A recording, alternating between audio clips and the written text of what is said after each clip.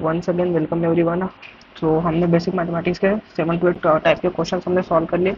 अभी हम next topic की तरफ मूव करते हैं जिसमें है रिकर्जन। सो बेसिकली रिकर्जन क्या होता है? रिकर्जन होता है उसी फंक्शन को उसी फंक्शन में कॉल करके हम सेम फंक्शन को कॉल करके उसको सॉल्व करें।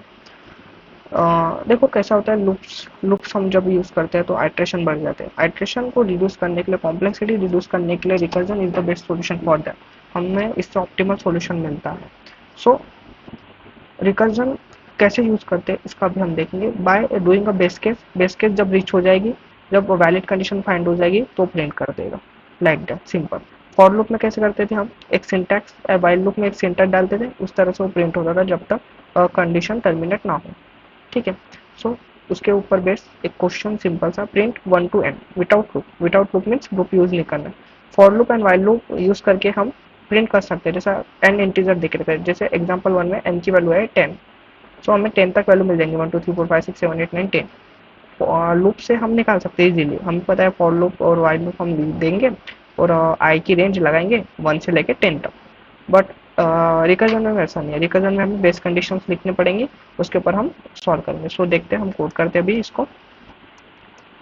सो इसके लिए पहले सबसे पहले हम एक फंक्शन, डिफरेंट फंक्शन क्रिएट कर लेते हैं जिसका नाम हम रिकर्सिव रखते हैं, रिकर्सिव। ठीक है। रिकर्सिव क्या करेगा हमारे लिए, हमारा जो भी है एन तक प्रिंट कराएगा विदाउट लूप। ऐसा हमने इसको फंक्शन को बनाया। ठीक है। अभी सबसे पहले तो अगर कोई भी n इज इक्वल टू 0 रहा तो इसको तो प्रिंट नहीं करने पाएगा ना। 10 है, 2 है, 2 से 1 2, 3 है, 1 2 3 प्रिंट करेगा। 0 0 में क्या प्रिंट करेगा, कुछ भी नहीं। सो इसी कंडीशन के लिए बेस कंडीशन ऐसे डाल देते हैं, if n is equal to अगर 0 आ गया, सिंपल सा RETURN रिटर्न कर दो भाई। मीन्स इस पे कुछ हमें मिलने वाला नहीं, तो सिंपल सा हम रिटर्न कर देंगे। ठीक है। ये सबसे पहली कंडीशन होगी। अब हमें n की वैल्यू इनिशियली क्या हो सकती है, जैसे एग्जांपल नंबर 1 में n की वैल्यू इसमें देखो 10 देके रखी है। सो 10 से हमें 1 तक जाना है। तो हम क्या करेंगे, उसी फंक्शन को जो हमने क्रिएट किया है रिकर्सिव को कॉल करेंगे और बोलेंगे भाई तू जो वैल्यूज है n की वो रिड्यूस करते चल, क्योंकि हमें पूरे प्रिंट करना है, हमें बस n ही प्रिंट नहीं करना है, रिड्यूस करते चल।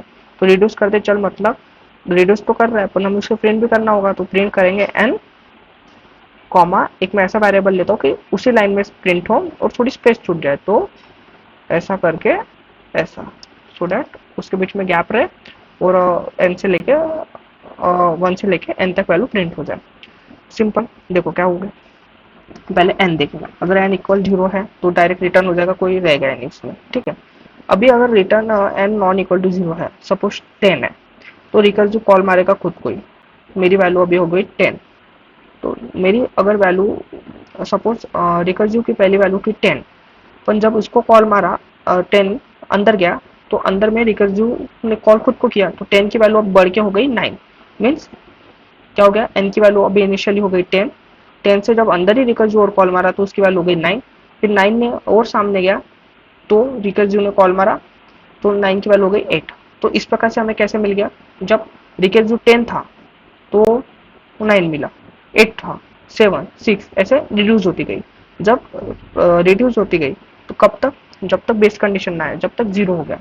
तो 0 हो गया मीन्स 1 तक वैल्यूज एक ऑर्डर में कॉल हुई। तो उसको प्रिंट करने के लिए हमने प्रिंट लिया, एन लिया, उसी लाइन में स्पेसिंग होने के लिए एन नाम का वेरिएबल क्रिएट किया और स्पेसिंग कर दिया, बस। अभी सिंपल सा हम इस फंक्शन को कॉल करेंगे। कॉल कैसे करेंगे, REQRSIV रिकर्सिव। कौन सा हमें ये वाले वैल्यूज के लिए निकालना है, इसलिए तो इसलिए हम इसमें कैपिटल एन डाल देंगे और इसको कॉल करेंगे। अब इसको वो रन करके देखते हैं कि प्रोग्राम रन होता है कि नहीं। Ready for evolution, now see expected output, yes. तो your output and expected, submit करके देखते हैं। सबमिट सबमिट सबमिट हो जा।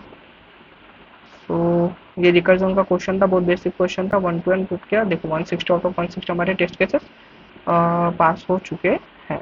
सो in this way we solve the problem successfully. Hope करता हूँ आपको सब समझाओ। So thank you.